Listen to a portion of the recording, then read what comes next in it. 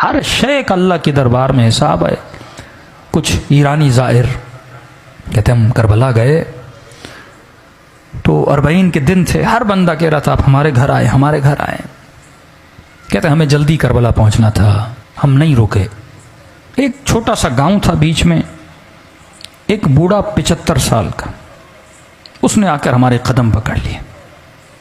इतनी शिद्दत से रो रहा था, लग ये रहा था अगर इसकी दावत को कबूल न किया कहीं इसे यहीं पे सख्त तारी ना हो जाए। का ज्यादा नहीं, बस आओ मेरे सुफरे पे खाना खाओ। अगर तू मेरे सुफरे पे खाना खाएगा मैं ऐसे महसूस करूंगा कि गोया हुसैन मेरे घर में मेहमान बन के आए। खुलूस। हमने कहा बूढ़ा है, हमने कहा ठीक है खाना खाएंगे पर जल्दी निकल जाएंगे। कहा ठीक है 1-2 घंटा आराम करो, अपनी जोराबे दो, मेले कपड़े दो, वो भी धुलने के लिए देता हूँ, थोड़े फ्रेश हो जाओगे, 2 लुक़मे खाने खाओ, मुझ गरीब का दिल खुश हो जाएगा। कहते हैं उसके घर हम चले गए। उसने कहा ठीक है मैं 1 घंटे में खाना तैयार करता हूँ। हम थोड़ा कमर सीधी करके बैठ गए। उस बूढ़े के घर की दीवार के ऊपर एक पेंटिंग लगी थी। पेंटिंग थोड़ी अजीब थी जिसने हमें अपनी तरफ खींचा। हमने क्या देखा, उस पेंटिंग पे एक ताबूत है, मैयत है अंदर। उस ताबूत के साथ में कब्र है खुदी हुई।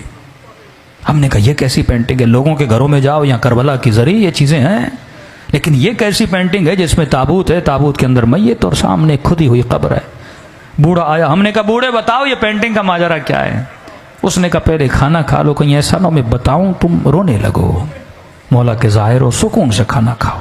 इसरार किया कर नहीं, खाना खाओ। खाना खा लिया हमने कहा अब बता। कहा ये जो ताबूत देख रहे हो ये मेरा ताबूत है, ये जो कब्र देख रहे हो ये मेरी कब्र है। एक दिन मैं मर चुका था, मेरा जनाजा ताबूत में था, इसी तरह मेरी कब्र खुदी हुई थी। आज जो मैं तुम्हारे सामने जिंदा हूं ना, ये हुसैन की दुआ का नतीजा है। ऐसे कई मौजूज़े हो चुके हैं। का जरा समझा तो कहना क्या चाहता है। का मेरे पूरे गांव वाले से पूछो कि ये बूढ़ा जिसके घर हमने खाना खाया है इसका माजी कैसा था, तो सारे गांव वाले गवाही देंगे हमारे गांव में इससे बड़ा कोई फासिक नहीं था। का मुझे नहीं याद कोई ऐसा गुनाह था जो मैंने नहीं किया।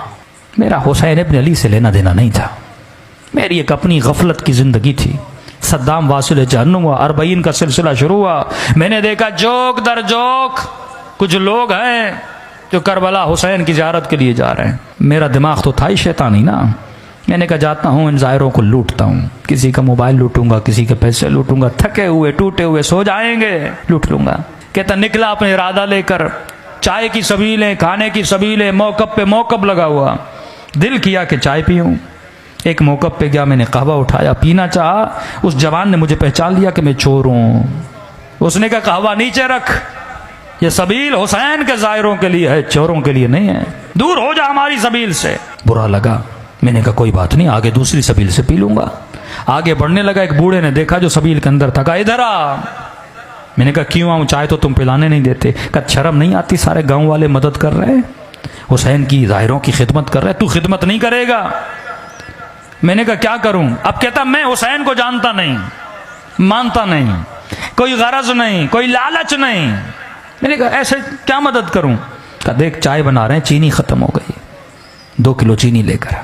मैंने कहा ठीक है, बगैर गरज के ना, आप न्याज करते हो, जहन में कोई सोच है ना, मौला हुसैन मदद करेंगे, कब्र में क़यामत में सैयदा को अजर देंगी मेरे आंसुओं के बदले। कहता नहीं मेरा कोई जहन में पसे मंजर नहीं। मैं गया, 2 किलो चीनी ली। वापसी पे एक और सबील थी जहाँ चाय चल रही थी। मैंने कहा चाय यहाँ पीऊँ फिर जाऊँगा। उसने बोला भी तो अब उसकी चाय नहीं पीऊँगा। इज्जत नफ्स ने मुझे रोका। मैंने चीनी इसके टेबल पर रखी, चाय पीना चाहिए। उस सबील वाले ने समझा मैं उसके लिए लेकर आया हूँ। उसने कहा मौला का ज़ाहिर चीनी लेकर आया है। मैं रोक न सका, बता न सका कि आपके लिए नहीं अगले वाले के लिए। उसने उठा ली, मैंने कहा कोई बात नहीं, 2 किलो और लेता हूं। आगे बढ़ा, कहता है कज़ा पूछ के नहीं आती। आज मजमे में बैठा अगर मोमिन ये समझ रहा है ना 2 साल के बाद मरूंगा, 10 साल के बाद मरूंगा, ये तेरी भूल है। सेकंड लगते हैं रूह को बदन से निकलने में। कहता सीने में तकलीफ हुई, जमीन पे गिर पड़ा, अचानक देखा रूह निकल चुकी है, बदन जमीन पे पड़ा हुआ है। लोग दौड़े दौड़ा चेक किया कि बंदा मर चुका। का इतना फासिक था, मेरे जनाजे को कांधा देने के लिए मेरे रिश्तेदार तैयार नहीं थे। 4 मजदूर ढूंढे, उन्होंने कांधा दिया। समझ रहा था ख्वाब देख रहा हूं, लेकिन जब अपनी खुदी हुई कब्र को देखा, ताबूत पे अपने जनाजे को देखा, मैंने कहा ख्वाब नहीं, मर चुका है। कहता इस आलम में परेशान खड़ा था, किसे पुकारूं? बंदा कुछ करे तो अल्लाह को पुकारे ना, न खुदा को सही से मानता था। कहता है कब्र के किनारे पे 2 अजाब के फरिश्ते खड़े थे, हाथ में गुर्ज लिए। इतनी हैबत थी इनके वजूद में, जब देखते थे गोया मेरे अंदर से जान को खींच लेते थे। समझ गया उतरूंगा, कब्र का दरवाजा बंद होगा, अजाब शुरू हो जाएगा। कहता मेरा वजूद कांप रहा था, किसे पुकारूं, कौन आएगा मदद के लिए। इतने में मेरे पीछे से एक मीठी सी आवाज आई, और आवाज ने मलाइकों को मुखातब किया, आए मलाइकतुल्लाह, मेरे दोस्त को डरा क्यों रहे हो। मैंने कहा कौन है इस आलम में मुझे अपना दोस्त कह रहा है। कहता है मुड़ के देखा तो मलाइकों ने बड़े अदब से इसे झुक के सलाम किया और कहा अस्सलाम अलैका या अबा अब्दुल्लाह अल हुसैन, हुसैन शहीद करबला। हुसैन ने मुझे अपना दोस्त कहा मुझसे ज्यादा मलाइकों ने ताज्जुब किया। कहा मौला ये रहा इसका नाम अमाल, दूर दूर तक आपके किरदार किसके अंदर खुशबू नहीं है, ये आपका दोस्त कैसे बना। इमाम ने कहा अगर दोस्त न होता मेरी सबील पे 2 किलो चीनी न देता। कौन देता है बेगरज किसी को कोई चीज। कहा हुसैन गुनाह बहुत है, 2 किलो चीनी की कीमत क्या, ये हुसैन है, जरा जरा चीज का हिसाब रखता है हुसैन, ये करीम है।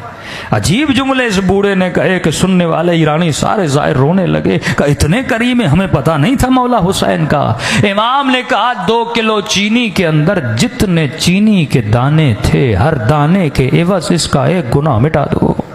कहा मौला मिटा दिए, अब भी गुनाह बहुत है। कहा 2 किलो लेने गया था, ली नहीं थी। अगर तू करबला जाने की नीयत करे, बीच में मर जाए ना, सवाब लिखा जाएगा। आया तो था ना, नीयत तो की थी ना। इमाम ने कहा दानों को काउंट करो, हर दाने के। बस कहने लगे मौला हुसैन अब भी गुनाह बहुत है।